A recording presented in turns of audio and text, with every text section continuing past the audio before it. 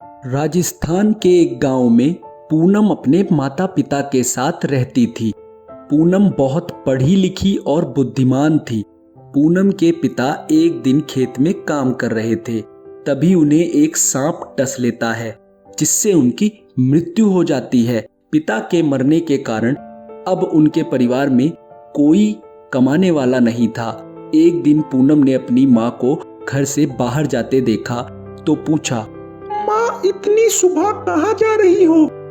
तो माँ ने कहा, बेटी, घर में अन्न का एक भी दाना नहीं है, मैं काम करने जा रही हूँ।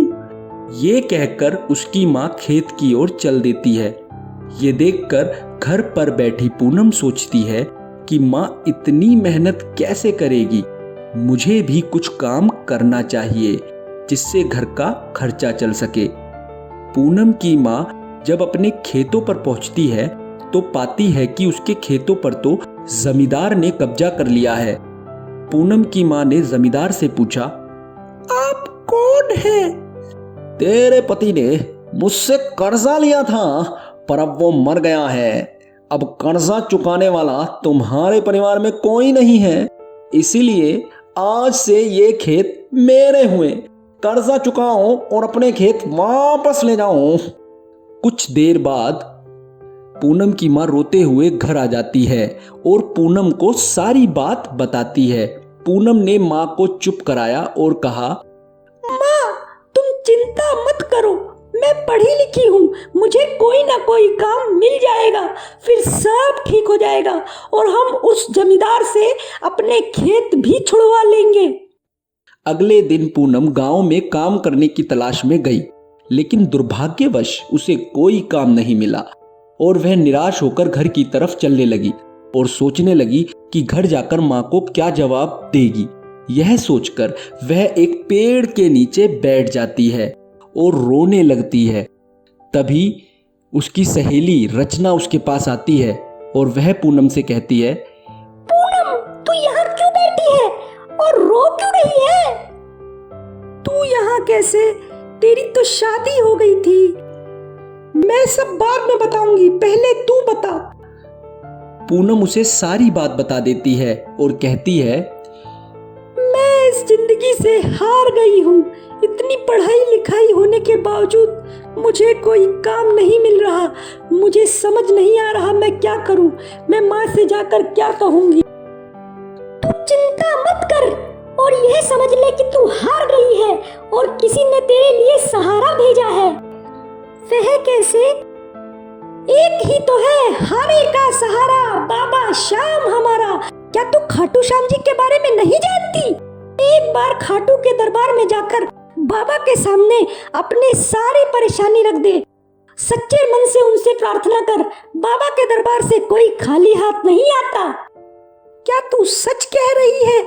तूने पूछा था ना मैं यहाँ कैसे, तो सुन। मेरी शादी के बाद मेरे पति सागर को व्यापार में बहुत घाटा हो गया। उन्हें लगा कि ये सब मेरी वजह से हुआ है। तुमसे शादी करके मैं फंस गया हूँ। मेरा इतना लॉस कभी नहीं हुआ। मुझे लगता है कि ये सब तुम्हारी वजह से हुआ है। तुम मनहूस हो मेरे लिए। निकल जाओ मेरे घर से। उनके घर से निकालने के बाद मैं अपने माता पिता के घर गई तो उन्होंने भी मुझे घर से बाहर निकाल दिया। मैं तो मरने जा रही थी, तभी रास्ते में मुझे जय श्री श्याम की जयकार सुनाई दी। यह सुनकर मैंने देखा तो कुछ लोग बाबा का झंडा लेकर जा रहे थे। मैं भी उनके साथ खाटू श्याम जी बाबा के दरबार में चली गई।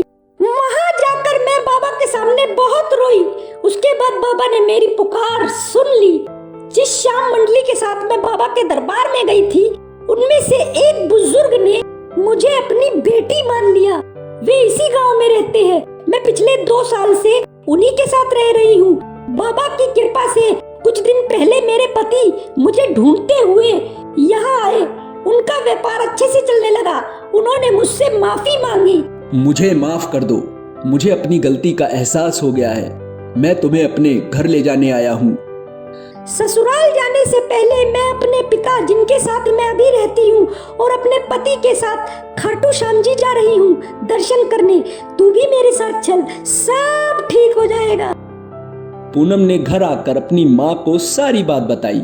उसकी माँ बोली, ये भी करके देख ले, मेरी तो कुछ समझ नहीं आ रहा। अगले दिन रचना पूनम को लेकर खाटू जी पहुंच गई।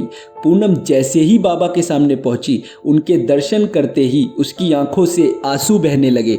उसे अपने पिता की याद आने लगी। उसने बाबा से कहा, आज मेरे पिता जिंदा होते तो हमारी ऐसी हालत ना होती। अब तो बस आपका ही सहारा है बाबा। मुझे और मेरी माँ को सहारा दो बाबा, सहारा दो। पूनम प्रार्थना करने के बाद मंदिर परिसर में पहुंच गई और वहां बैठकर वह बाबा से मन ही मन प्रार्थना करने लगी। कुछ देर बाद उसने रचना से कहा, बहन, तेरा उपकार मैं जिंदगी भर नहीं भूलूंगी। बाबा से प्रार्थना करके मेरा मन हल्का हो गया है, सारी चिंताएं दूर हो गई है। मुझे ऐसा लगता है जैसे मैं अपने पिता से कुछ मांग रही हूँ। चिंता मत कर, बाबा सब ठीक करेंगे। रचना और पूनम वापस गांव आ गए। अगले दिन रचना अपने पति के साथ ससुराल चली गई। 2 दिन बाद रचना पूनम से मिलने आई और उसने कहा, मैंने कहा था ना बाबा तेरी पुकार जरूर सुनेंगे, यह ले। ये कहकर रचना ने एक कागज पूनम के हाथ में पकड़ा दिया। पूनम के पूछने पर उसने बताया, गांव के बाहर जो स्कूल है उसके संचालक हमारी श्याम मंडली में है। कल अचानक वह मुझसे मिलने आ गए। उन्हें स्कूल के लिए एक अच्छी शिक्षिका चाहिए थी। मैंने तेरे बारे में बात कर ली। तू कल से स्कूल में पढ़ाने चली जाना और वहाँ तुझे 1 महीने की एडवांस तनख्वाह मिल जाएगी। पूनम और उसकी माँ की आंखों में आंसू बहने लगे। उन्होंने श्याम बाबा का ध्यान कर उन्हें धन्यवाद दिया। पूनम स्कूल में नौकरी करने लगी। श्याम बाबा की कृपा से स्कूल के संचालक ने जमींदार का सारा पैसा चुकाकर पूनम के खेत वापस ले लिए। इन पैसों को पूनम ने धीरे धीरे काम करते करते चुका दिया। पूनम और उसकी माँ हर महीने श्याम मंडली के साथ खाटू श्याम जी के दरबार में जाने लगे। जय श्री श्याम।